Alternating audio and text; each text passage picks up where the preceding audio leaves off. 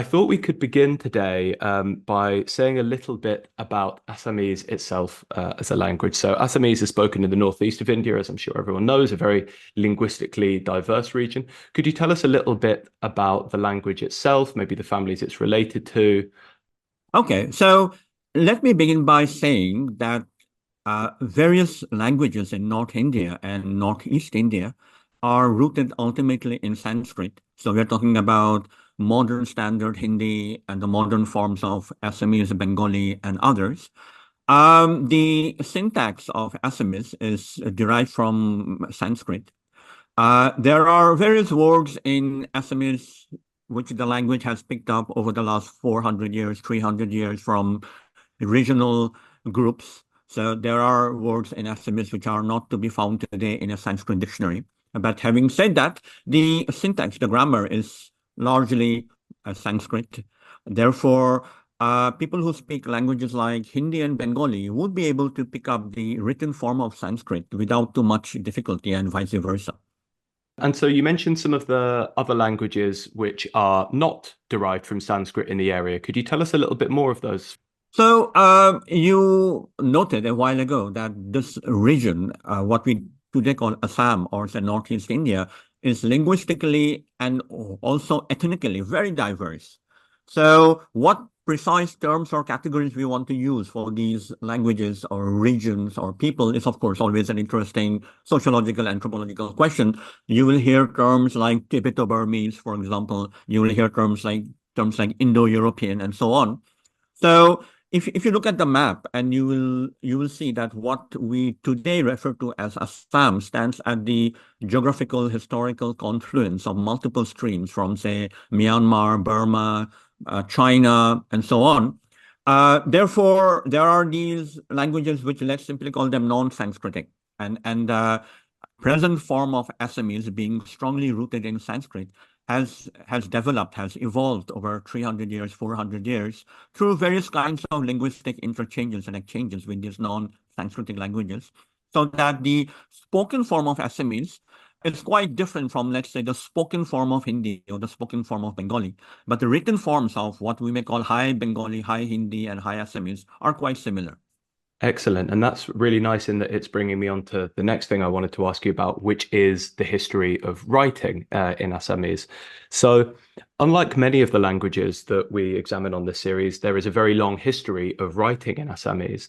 And I wondered if you could tell us a little bit both about the script in which Assamese is written and also what I understand is a very special tradition of manuscript making and writing.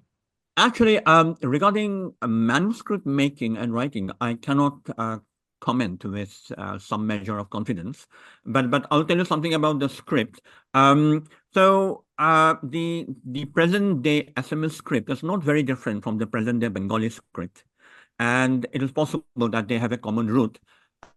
Now, I would say that this present day Assamese script is already in place sometime around the 14th or 15th centuries, if not even earlier. And modern day Assamese begins to emerge from around that time frame through certain figures who begin to write commentaries on some Sanskrit scriptural texts, such as the Bhagavad Gita, the Bhagavata Purana. And these are the local Assamese retellings or renditions or renderings of these Sanskrit templates or archetypes. So we're talking about, let's say, the 14th century, the 15th century. Now, of course, it's always possible to trace these languages even further back in time. And say, for example, I can say, oh, here's a text from the 8th century, and that looks a bit like Assamese. So I can trace it back as far back in time as I want. And that will be a kind of philological historical debate as to whether we are seeing Sanskrit or whether we are seeing a present language like Assamese or Bengali or Hindi in an 8th century text or a 9th century text. But I think my understanding is that the general scholarly consensus is that Assamese, as we understand it today, is beginning to evolve sometime around the 13th, 14th, 15th centuries. Fantastic. And those texts you're mentioning that are glosses or commentaries on earlier Sanskrit works of, Hindu literature, of Sanskrit literature. And is the purpose of these commentaries and glosses taking place in a vernacular rather than in Sanskrit itself? Is this for the purpose of popularization? Is this a case of trying to make it accessible for non-Sanskrit speakers? Yeah, so that is a very interesting question. Sometimes I myself say that, let's say, a figure called Shankardeva or a figure called Shankardeva, sometime in the 15th century, I sometimes myself use the term translate, and I say he is translating from Sanskrit into Assamese. But even that word translate is somewhat odd in that context, because it makes sense to say that you translate from Sanskrit to English. But do you really translate from Sanskrit to High Hindi, a very high literary register of Hindi? Because that's not quite translation, because the language is already so heavily Sanskritic. So it's more like a reformulation or a rephrasing for general audiences who may not be familiar with kind of very heavy technical scholastic Sanskrit, right?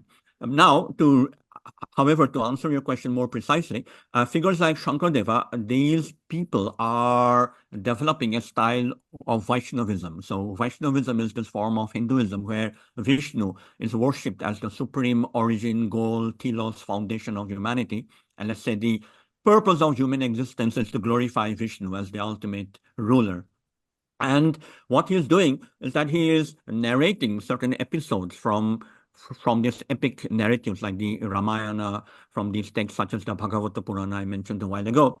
And he is offering retellings or renditions of these Sanskrit archetypes, templates, in a way that people around him in the 15th century can understand. Now, a lot of the text that he's producing, of course, has these nouns, which are nouns in Sanskrit, which are to be found in the Sanskrit text as well. And many of the verbs also are ultimately derived from Sanskrit. As I said, the syntax is Sanskritic. But we will also find certain verbal formulations, certain ways of speaking, which are distinctively Assamese. So the language is a kind of a hybrid palimpsest. It's a kind of a hybrid texture where there are Sanskritic nouns and verbs, but there are also ways of speaking which I can recognize as distinctively Assamese. So when I'm reading this 15th century text and I say, oh, I was talking like that just the other day to my friend, and that particular phrase is so distinctively Assamese that I want to claim that text as Assamese. Yeah, fantastic. That's incredibly interesting. And you can imagine if that's already the case for you reading it in the 21st century, how novel and amazing it must have been for contemporaries to be reading this. I was wondering if you could tell us a little bit more about some of the examples of the text which are either translated or reformulated, however we want to put it. It's quite interesting, I suppose, in the sense that the translation of philosophy often kind of skirts the boundaries between the two of them. We don't quite know whether we're translating into a totally new idiom. There's a claim that could be made that when we're moving between the philosophical terminologies of Kant to Hegel, Kant to Fichte to Hegel, that we're doing a kind of translation, even though we're working simply across German, in that we're moving between quite different, sets of philosophical vocabularies. But I was wondering, in terms of some of the content of these works, I think you mentioned that there was a translation of the Ramayana. One of the points I found quite interesting in the reading for that was that there's a decidedly sort of non-heroic depiction of some of the central characters. Is that something which is connected to the sort of didactic or religious aims of the movement, or is this a kind of stylistic or, linguistic innovation? Okay, so that is an interesting question, and it is also a slightly difficult question because I don't quite know what to say directly in answer to your question. But as I work towards an answer to your question, let me begin by saying that when I read these texts, say from the 14th century, 15th century, sometimes, what category would I apply to these texts? And therefore, I have to work with somewhat hybrid categories such as religious philosophy, religious poetry, literary philosophy, where literature is the medium for expressing certain philosophical points about the nature of reality. And from these epic narratives, such as the Ramayana, the Mahabharata, and the Bhagavata, we have central figures who is the central deity. So there's Krishna, there is Rama, and often these figures are presented as heroic figures. These figures are also presented as very human-like. So these are figures who grieve, who have sorrow, who have joy, who are plunged into despair. Now, What is happening with these literary texts is, as I said, and to repeat, they are becoming a medium for various kinds of purposes. So one is to offer instruction to the people, moral instruction about how to live their lives. One is to offer instruction about the nature of reality, the nature of the deity. And one famous question that comes up again and again in many of these texts is the relation between the finite world and the non-finite supreme being or Brahman. So here is the world of space and time called samsara, and here is the divine foundation Brahman. And to use terms like monism and dualism, the big question is whether the meaning of these scriptural texts is ultimately monism, the claim that there are no different ontological kinds or categories in the fabric of reality, or some kind of duality or dualism, that between the deity and devotee, there is some kind of distinction. Now, these scriptural texts, such as the Bhagavata, can be read alternatively as pointing towards monism or pointing towards dualism. And what this figure, say Shankardeva, I mentioned him a while ago, is trying to do by writing verse. I mean, he's not writing prose commentaries primarily. He's offering a verse rendering of these motifs, these templates from the scriptures. He's trying to develop his own worldview, his own vision about Krishna or Vishnu, who is the supreme deity, and the devotees or the bhaktas of Krishna. So is the relation monistic? Is the relation dualistic? To this day, there are scholars who debate this point, that what exactly is Shankardeva trying to say? That between the deity and the devotee, is there non-duality? Is there non-distinction? Or is there some kind of distinction? Some years ago, I published an article precisely on this point in the Journal of Indo-Studies. My own reading is that Shankardeva is pointing to some sort of distinction or duality between deity and devotee, but there are different alternative readings which suggest that Shankardeva is a monist, right? So Shankardeva himself does not provide footnotes or an endnote or a glossary saying, okay, my dear reader, in 2024, I know you will have this big problem, so better be warned, I'm not a monist, I'm a dualist, or I'm not a dualist, but a monist. It is for people like us, for better or worse, who have to mine those texts and say, okay, here is the standard template that's offered by a figure called Shankara in the 8th century. He's developing a system called Advaita, non-duality. And here is Shankardeva, not to be confused with that Shankara in the 15th century. So when he is writing his own rendition of the Bhagavata, is that duality, is that non-duality, is that monism? And so you can see how the poetic text, the literary text, can become a site for this kind of hermeneutic dispute about philosophical categories, right? So is Shankardeva a poet, a literary figure, a philosopher? Maybe he's all of them in the 15th century, and these categories will not quite be intelligible to him if we could go back in time and speak in a form of Assamese to him and put this question to him that, Shankardeva, we are people from the future. We would like to know whether you are a poet or a religious thinker or a philosopher or a literary figure or or somebody who's writing a new syntax of a new language. Which one of these four are you? You can only choose one box. And he may say, no, I refuse to make the choice. Sure. I mean, is there even a coherent way of separating all of those categories, one from the other, in the Sanskrit or Assamese that he would have been familiar with? I mean, one can use terms from Sanskrit and say, these are the terms which are sometimes used in Sanskrit. Say, for example, there is a term for syntax or grammar. There is a term for religion, dharma, sometimes is used, right? Mhm. But these concepts would not have demarcated precisely distinct ways of thinking, right? So people who are doing syntax or grammar may say, well, ultimately grammar is pointing towards Brahman, the nature Mhm. of language, the nature of reality are deeply isomorphic. There's some kind of one-to-one relation between the way we speak Sanskrit and the way the world is. So these different categories may not have been back in time separated the way in which we may separate them on some occasions in certain contexts. So you're right. I mean, how would one even pose that question to Shankardeva speaking some kind of Proto-Assamese in the 14th century? Are you a religious philosopher, or are you a poet, or are you a musician, or are you something else? He might say it is a package that includes all these components and I don't have to choose. Absolutely. And I think, that's a really lovely way of putting a point, which I think you probably don't need to convince many of our listeners and readers of, that all of these things can usefully be construed together as contributing to the kind of activity that we think of as philosophizing.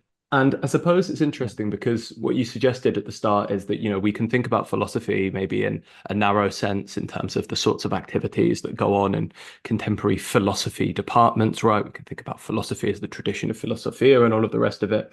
And then we have a much broader sense, and in particular when we're dealing with historical texts or texts from, linguistic and cultural traditions that seem quite different from the ones in which we're originally trained, there has to be a good amount of how did you put it, of mining the texts, right? This is reminds me, it's a very similar metaphor to one that Justin Smith-Royo, we did the interview with Philosophy and Sacre on. He has this wonderful idea of philosophy in the ore of culture. Philosophy is something which is not totally separate and distinct from culture at large in the way that maybe in the sort of, post-Humboldtian German university, it was considered to be. Philosophy as the sort of arbiter of culture at large, but as one element mixed in, as you said, with poetic composition, with grammatical analysis, and all of the rest of it. There was a question in that I wanted to ask concerning the separate elements in terms of the Assamese innovations, right? So you mentioned that in the sort of dispute about monism or dualism, it's sort of considering the relation between samsara and Brahmin, right? Both of which are Sanskrit terms. So in these early works in which Assamese thought is developing out of earlier Sanskrit works, is it very much the case that the sort of, the load-bearing philosophical terms are still the ones from Sanskrit, and maybe some of the sort of words that you were saying before, an Assamese speaker can recognize, these are more of the sort of conversational, the colorful terms that are built onto more, yeah, a sort of core philosophical vocabulary which remains Sanskrit? Yeah, I mean that is indeed the case, I would say.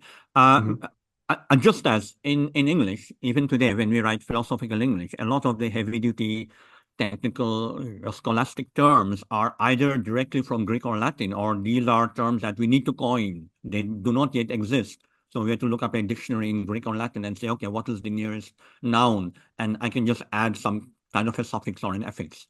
So Hmm. likewise, a lot of the philosophical terminology, not just in Assamese, also in languages like Bengali and Hindi to this day, is ultimately derived from Sanskrit. So I suppose the idea is that you don't need to invent the wheel all over again. These terms already exist and have received a particular kind of signification. They have particular reference in a particular intellectual tradition that has been developing for about 1,000 years, if not longer, if not of a greater duration. And therefore, people who were doing what we would today recognize as philosophy in the 14th century, 18th century, 16th century, they did not feel the need to go back to the drawing board and say, okay, what term shall I come up with? When I talk about the relation between the word and the world, there's already a term called Shakti, let's say. And they would just borrow those terms. And even to say borrow those terms is already slightly anachronistic, because they would not have even felt that there's some kind of distinction between them and the tradition, because they are part of the tradition. So the tradition is this living, flowing stream to which they are contributing as much as the stream is shaping them. So there is a kind of dialectic between a particular exegete and the tradition in which they are located. So that is indeed the way it is. That today, if I pick up a book in Assamese or Bengali or Hindi about means of knowledge, about epistemology, ontology, metaphysics, the language, if it is written in, let's say, everyday Hindi or everyday Bengali, everyday Assamese, would be the kind of Hindi that you would speak to your friend in the market square. But the nouns will not be very different from the nouns you will find in a 4th century BCE or 9th century CE Sanskrit text. So the load-bearing words, as you put it, would indeed be either Sanskrit or derived from Sanskrit. Absolutely. And I think you're so correct to draw an analogy with the emergence of philosophical vocabularies in the European vernaculars. And one of the things I think I'm most interested in asking you about today about the emergence of philosophy in the Indian vernaculars is as a comparison case to that, right? I mean, as you mentioned, well, the emergence of philosophy in the English vernacular, in English, for example, happened around 500 years ago. And you think about most of the sentences you would find in a contemporary philosophy textbook, a companion to philosophical logic with the propositions of ethics and selfhood. All of these words, from proposition to ethics to selfhood, all of these are borrowed words from languages which are much further away from English, which we really can say are borrowed or imported in a much more profound sense than Sanskrit terms, which are kind of inherited, perhaps, in the case of Assamese. And I suppose I wanted to ask whether we have the same kind of movement that you do in a language like English, which is very different from a language like Latin or Greek, borrows these terms in the course of its philosophical development, either in the translation of even in the work of a particular philosopher translator, or in the work of a philosopher, say like Locke, who gives a very different sense of the term idea than he would have inherited from Plato. That these terms begin to shift into a quite different sense. Is this something that we find in Assamese as well? Yeah, I mean, that is an interesting question. And let me simply say, I'm quite sure that some terms borrowed from Sanskrit have been used in distinctive ways by particular writers or thinkers. I put it slightly vaguely like that because I'm myself trying to think if I can immediately spot one such a word, like the word idea that you pointed out, that here's the word idea as used by Plato. And when Hume and Berkeley and Locke, they start using the term idea in terms of veil of ideas. So clearly there's a shift there, a semantic and a conceptual shift. I mean, I'm pretty sure that terms like Atman, Brahman, moksha, they have occasionally undergone these kinds of semantic and conceptual shifts in Assamese, Hindi, Bengali. But of course, how significant is the shift is another interesting philosophical question, right? So that is possibly why one particular concept does not come to mind straight away like that. That I cannot say, okay, here is one major term in philosophical Assamese, which is used in a way totally different from the way it is used in philosophical Sanskrit. I mean, there would be some kind of a continuum, and the shift would often be very subtle. I mean, only because the particular writer is putting a particular spin on it and say, hereby I want the word to be used only like that. Absolutely. I mean, this is the thing. If the word is used in a totally different way, like a really totally different way, it's not really the same word. Maybe it's just, a homonym or something like that. But it tends to be something very different. So I wanted to ask then, if we're turning perhaps to a quite comparative case. So what you described in terms of some of the earliest works, which we can construe as philosophical in a broad sense, coming out of commentary and development of the Sanskrit tradition in Assamese. Is this the case we find in other Sanskrit descended or Sanskrit related languages, say Hindi or Bengali, across the Indian subcontinent? And then, as if that wasn't a large enough question for you initially, do you know if the case is different for non-Sanskrit adjacent languages, say Dravidian languages like Tamil or Telugu? Yeah. So let me answer the second part.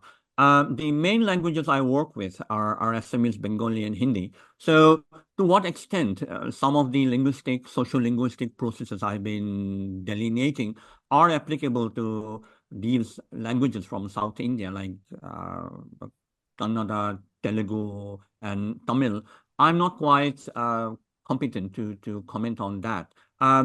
Although I do know that, especially in the case of Tamil, I mean, that there are some forms of cross-border linguistic transference between Sanskrit and Tamil over many centuries. But again, there are different forms of Tamil, like any form. So there will be some forms which are possibly more Sanskritic and Sanskritized. There will be forms which are less so. But to come back to the three languages I'm more familiar with, Assamese, Bengali, and Hindi, yes, I mean, definitely in the case of Bengali as well. I mean, I spent a lot of time reading texts from 1830, 1880, 1890, 1910. And again, Bengali has different registers. So there's a very high philosophical literary register. There's the more quotidian, everyday demotic register. And the quotidian demotic register would, for example, also have a very significant component of words from Persian and Arabic.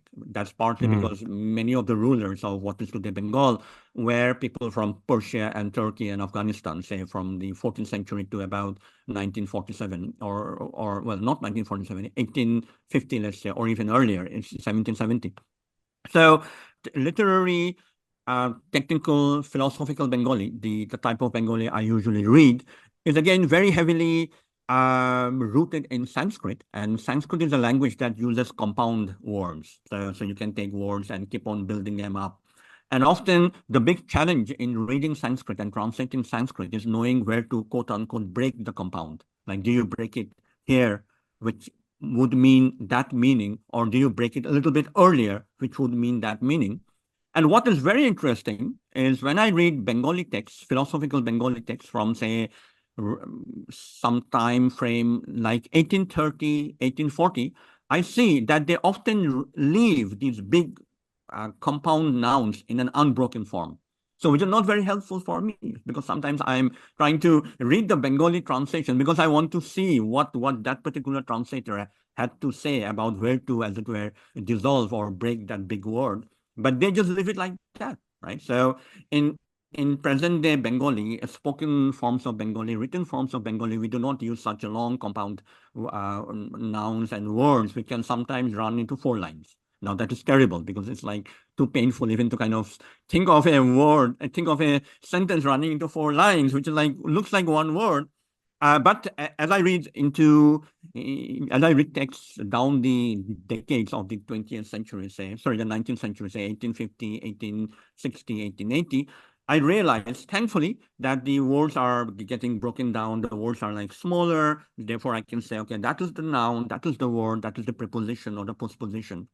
That is what I can say about the linguistic texture of Bengali in 1820, 1830, which means what? Which means that people who are developing what is today Bengali are themselves not quite sure what to do with this new linguistic form that is emerging, right? I mean, do we take it in a totally non-Sanskritic way and allow the people to speak just the way they want, or do we exercise some kind of Sanskritic control by saying, okay, here is this big word in Sanskrit and you better figure out how to break it? It's such a fascinating case because it's I mean, so many of the peculiarities of what you're mentioning are totally unique. It strikes me to the Indian case, but so much of what you were describing in terms of the difficulty of how philosophy expressed in a vernacular is trying to kind of emerge from under the shadow of a classical language, which has been the means of transmitting philosophical, religious thoughts or whatever, is so similar to, say, the example of the relationship between Ge'ez and the other Ethiopian languages that I work in terms of the kind of challenges that, even something as unphilosophical as modern Greek newspapers face when they're kind of, coming back to, try and explain contemporary political events when, moving from the Katharevousa, the classicized form of Greek that they're working with, in terms of somebody like Yehuda Ben Eliezer coming up with a new Hebrew from the biblical models. But the question that I wanted to ask you in particular about the Bengali case, you mentioned that in Bengali there are lots of terminology which have come over from Arabic, Persian, Turkish. And of course, Bengal is one of the most remarkable cultural, linguistic, religious melting pots anywhere in the world over the last 1,000 years. And I wanted to sort of maybe complicate the picture even further by asking kind of what happens when English is introduced to the philosophical, the sort of linguistic milieu here. So I know that there are a number of questions actually that are going to come up in this, both to do with politics and linguistics. Initially, at least, what seems to change in the period of British colonialism when English arrives? Yeah, so as you yourself noted, when we start talking about the gradual entrenchment of English-based education in Bengal from, say, 1820, 1830, 1840 onwards, that is only to add one more variable, one more parameter to a landscape that is already quite complicated, because there is a new form of Bengali that is emerging. There is a colloquial, vernacular, demotic style of Bengali. There is a more Sanskritized style of Bengali. And in the middle of this mix is a new language called English, which is gradually becoming more and more powerful, popular, and influential, not everywhere in Bengal, but in small enclaves like Calcutta, let's say. Now, I say that I often read texts in Bengali from around 1820s, 1830s, and these are texts being produced by figures associated with a quote-unquote reform movement called the Brahmo Samaj. And the Brahmo Samaj people are also the people who are taking to English quite early on. And various texts are being, if not being translated, are at least being read. And so we are talking about texts written by many of the Unitarians in Bristol and Boston. So the Christian Unitarians are a group who were very powerful and very, very influential at that time. And Unitarians are Christians who do not quite accept the mainstream mainline doctrine of the Trinity. So these are Unitarians. And there are various kinds of interesting philosophical reasons why the Unitarians were very interesting to these Bengalis, because these Bengalis are now having to respond to the European Christian missionary critique that Hinduism is polytheistic and filled with different lamentable features like idol worship. And a figure called Rammohun Roy, he repeatedly goes back to the Upanishads and develops a philosophical style of writing, which says, by drawing on these Upanishads, that Hinduism is a form of pure Vedantic monotheism. In the beginning, there was one alone, one without a second. That is a particular quotation from an Upanishad. And that resonates very deeply with this kind of Unitarianism. So it's not the Trinity, it's not the holy mystery of the Trinity, but the absolute unicity of the Godhead. So this becomes a very important linguistic triangulation, where this figure Roy is translating some of the Sanskrit texts from the 8th century into Bengali in 1820. And he is also writing in English to these Unitarians. So he's carrying out this transnational exchange. This vast transnational circuit is being set up between Calcutta, London, Boston, and Bristol. And in fact, Rammohun Roy is buried in Bristol, by the way.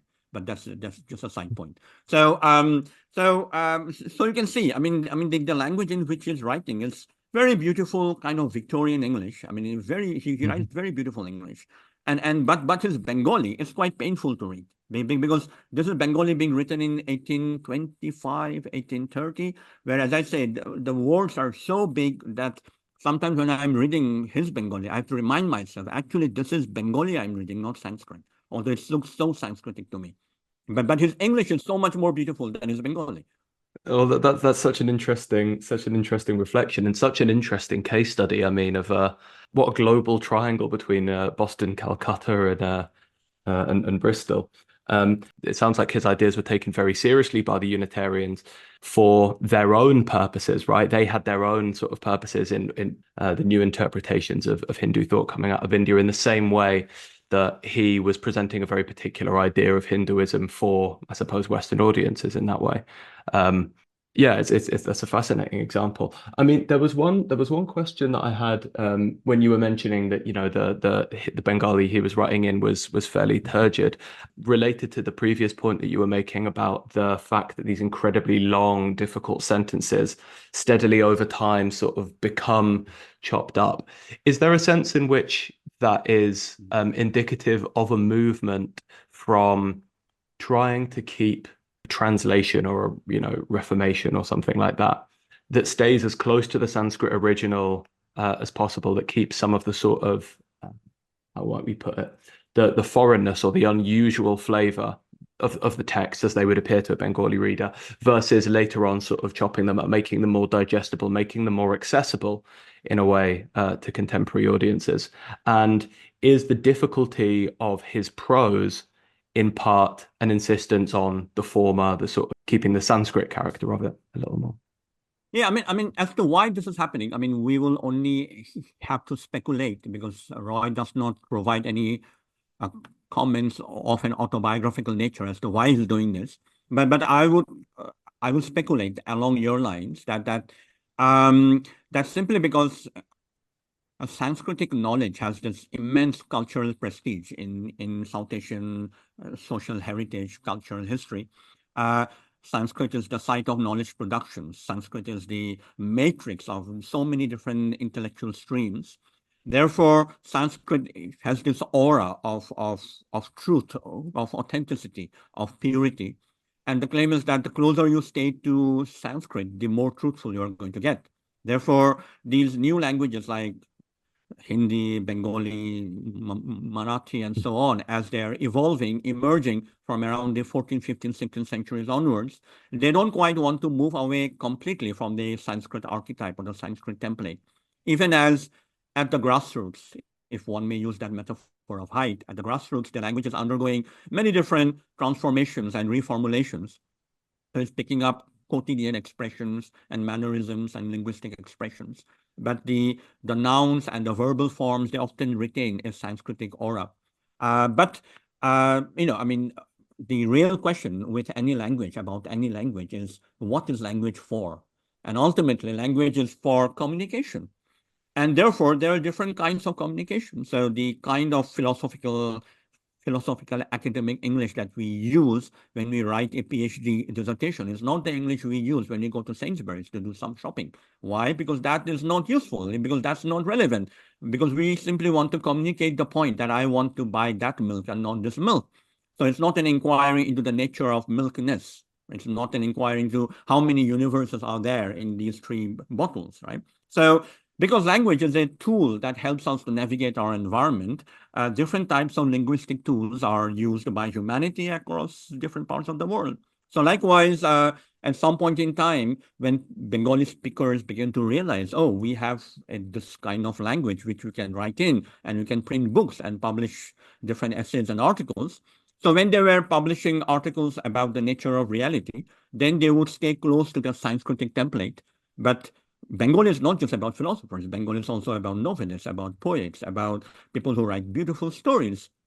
And so some of the story writers, poets, they started moving away from these, from the high road of Sanskritic modernity, if one wants to put it that way. Right. So maybe because Roy was not primarily a poet or a novelist or a short story writer, he was translating Sanskritic philosophy from the 8th century into Bengali in 1815, 1818, 1820. Therefore, he was almost constrained by the domain in which he was operating to use that kind of Bengali.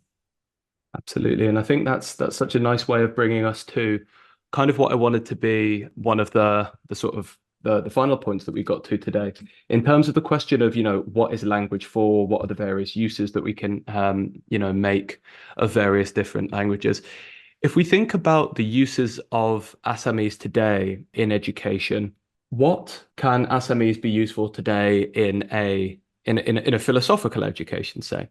Could we could we comfortably teach a philosophy class in contemporary Assamese? Could we translate the classical works of philosophy? Would these still be highly Sanskritized?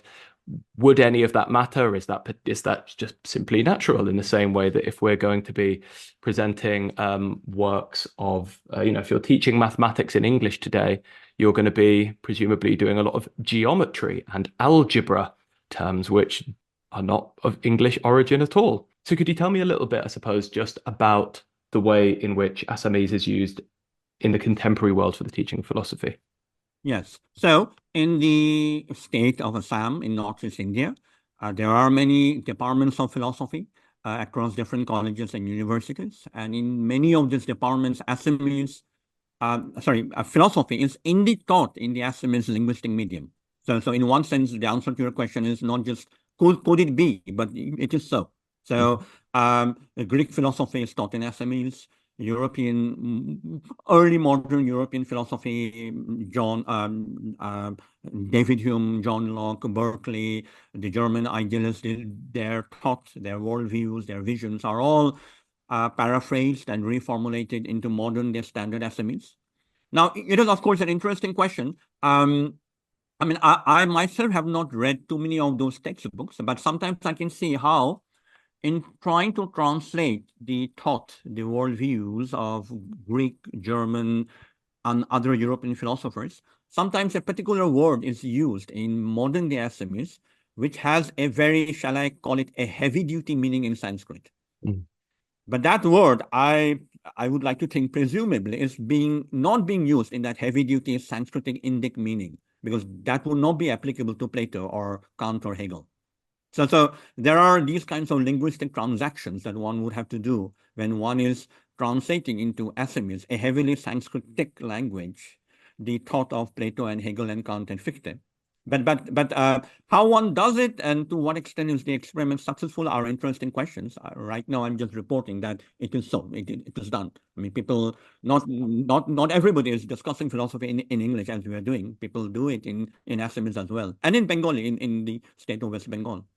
Absolutely. And it's so interesting as well that you're saying that in translating, say, Kant's Thing in Itself or, Berkeley's Veil of Ideas or anything like that, or the Veil of Deception, that the tendency is to go for, a heavily weighted Indic term as opposed to simply importing an English word. That would be a perfectly easy thing to do. Many other languages do it. But the preference is always to go for a term which does have some kind of, deep resonance that goes further back in the Assamese, Sanskrit, Bengali sort of tradition. And yes, that's a good point you make. Yes. So often the term that is used is one that would have deep conceptual linguistic resonance. And in brackets, the term in English is printed in the Roman script. Aha, aha. That is also done. So regarding the thing in itself, I do not myself know what the term is used in modern day Assamese. But let's say there's a very heavy scholastic term in Sanskrit called swabhava, which means Mhm. nature or essence. So let's say some formulation with the word swabhava is used. If it is used, then in the Roman or the Latin script, the word will be spelled thing in itself. So that the person who is reading it in Assamese at least knows the key term. Sure. Much in the same way that if you were translating probably a work of classical Indian philosophy, a responsible scholarly edition in English might say, and it is the essence of this thing, and then in brackets below you'll have svabhava in Sanskrit as well. Yeah. So I mean that's why I use the term transaction. So all of these are transactions which are ongoing, repeatedly carried out, and every generation comes up with a particular transaction which the next generation may revise, refute, reinforce. Absolutely. Well, that's a very heartening point then, that it sounds like philosophy, philosophical translation, philosophical transactions, as you put it, are very much alive in contemporary Assam and contemporary West Yeah, very Bengal. much so. Yeah, yeah. Excellent. Well, I think that's such a wonderful note for us to end on today. I would like to thank Ankur for his contributions today. Thank you very much, Ankur. Thank you, Jonathan, for inviting me in the first place, as they say philosophically.